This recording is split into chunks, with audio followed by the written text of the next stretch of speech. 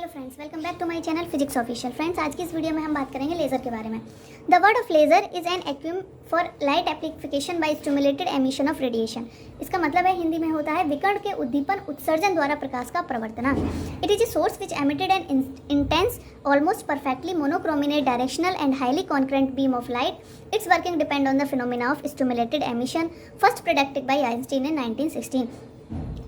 Laser को सबसे पहले आइंस्टीन ने प्रोडक्ट करा इन 1916 में। ठीक है, ये एक ऐसा वैद्युत चुम्बकीय विकर्ण है जो प्रेरित उत्सर्जन की प्रक्रिया द्वारा उत्पन्न होता है। ठीक है, लेज़र में कुछ वैद्युत चुम्बकीय विकर्ण ही होते हैं जिसमें वो कुछ गुण भी होते हैं, जैसे कि होता है प्रकाश प्रवर्तन का, प्रेरित उत्सर्जन का। ये उसके कुछ विकर्ण के गुण होते हैं लेज़र के अंदर। ठीक है, Einstein consider the equilibrium between matter the electromagnetic radiation in a black body chamber at a constant temperature in which exchange of energy due to absorption and spontaneous emission of radiation by the atom. He found that the usually absorption emission process alone are not sufficient to explain the equilibrium. He then predicting that there is a third process also now called stimulated emissions. देखिए, Einstein ने एक equilibrium के लिए Einstein ने equilibrium consider करा जिसके बीच में matter और इलेक्ट्रोमैग्नेटिक रेडिएशंस के बीच में। किसमें इक्विलिब्रियम कंसीडर करा उन्होंने? मैटर एंड इलेक्ट्रोमैग्नेटिक रेडिएशन के बीच में उन्होंने एक ब्लैक बॉडी चैम्बर को रखा जिसमें एट द कांस्टेंट क्या हुआ, temperature, at the constant temperature पर एंड एनर्जी एक्सचेंज कराई with the due to absorption and emissions of the radiation by the atom. ठीक है, तो उन्होंने पाया ये जो उन्होंने प्रोसेस कंसीडर करा इक्विलिब्रियम का, उसमें उन्होंने पाया कि इक्विलिब्रियम के लिए खाली absorption and emission he sufficient नहीं होता।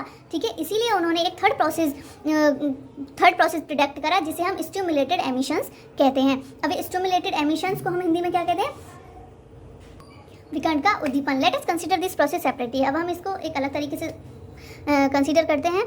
First is absorption of radiation. An atom initially in lower state 1 rise to higher state 2 by the absorbing a quantum radiation of frequency v. किसी भी एटम में हम lower state energy को lower state से higher state की तरफ लेके जाते हैं तो क्या होगा, एटम की जो रेडिएशन होगी वो क्या होगी, एब्जॉर्प्शन होगी। ठीक है, उत्सर्जित होगी उसकी। देन जो फ्रीक्वेंसी होगी उसकी वो होगी E2 minus E1 upon H, जहाँ पर E2 और E1 जो होगा वो एनर्जी ऑफ एटम होगा। इस प्रोसेस को this is stimulated absorption of radiation. ठीक है, the absorption photon being the stimulated photon, this is also known as absorption of radiation.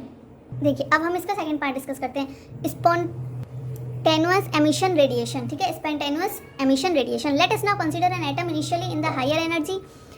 Observations show that its lifetime is higher state in usually very small and its over own according decay to the lower energy state 1 emitted a photon of frequency v. This is spontaneous emission of radiation. आप इसे समझ ही गए होंगे, बहुत easy language है। हमने एक atom initially consider करा जिसको हायर एनर्जी स्टेट 2 पर रखा, जो वो टाइम के अकॉर्डिंग जो हायर स्टेट पर वो यूजुअली स्मॉल बहुत छोटा हो जाता है। ठीक है, छोटा हो जाता है जिससे वो डिके उनकी एनर्जी में कमी आती जाती है। ठीक है, decay to the lower energy तक आते उसमें बहुत सारी कमियां आती जाती हैं, डिके हो जाता है। ठीक है, लेक ऑफ द एनर्जी होता है, emitted A photon of frequency, तब उसकी जो फ्रीक्वेंसी है वो एमिट हो जाती है। That is also known as nil. This is called spontaneous emission of radiation. If there is an assemble of atom, then the radiation emitted spontaneously by each atom has a random direction and the random phase, and it there incarnate from one atom to another atom. अब इसका आता है third part, stimulated emissions of the radiation. According to Einstein, an atom is an excited energy state. उन्होंने कहा था जो atom है वो उसका जो एग्जिट एनर्जी स्टेट भी होता है एटम का। ठीक है, हायर लेवल होता है, ठीक है, लोअर लेवल होता है, तो उसका एग्जिट एनर्जी जहाँ से वो बाहर निकलती है वो स्टेट होता है। Under the influence of the electromagnetic field of a photon of frequency V incident upon it decay to the lower energy state emitted and addition photon of the same frequency. जब higher energy से lower energy की तरफ आती है या lower energy से higher energy की तरफ जाती है जो रेडिएशंस हैं उसमें बहुत सारी decay and lake of energies होती हैं। ठीक है, जिसको हम एग्जिट पॉइंट से एमिट करा देते हैं।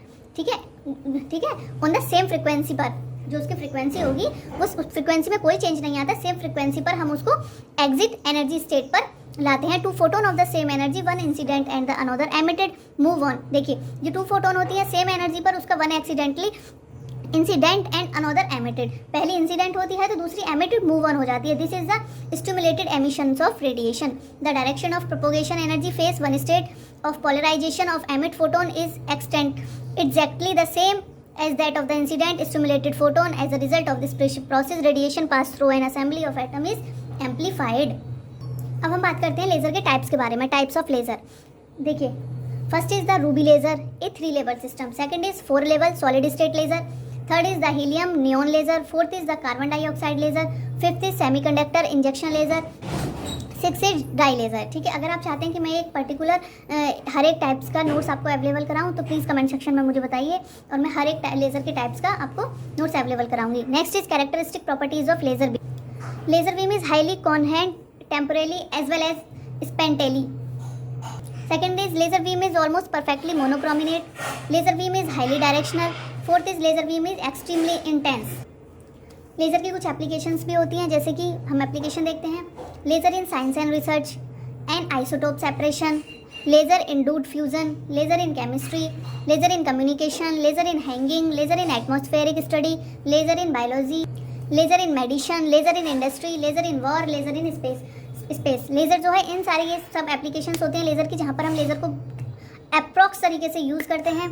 ठीक है, अगर आपको मेरी ये वीडियो अच्छी लगी हो तो प्लीज़ लाइक करो, शेयर करो एंड सब्सक्राइब करो. ज़्यादा से ज़्यादा अपने फ्रेंड्स को शेयर करो. Thank you.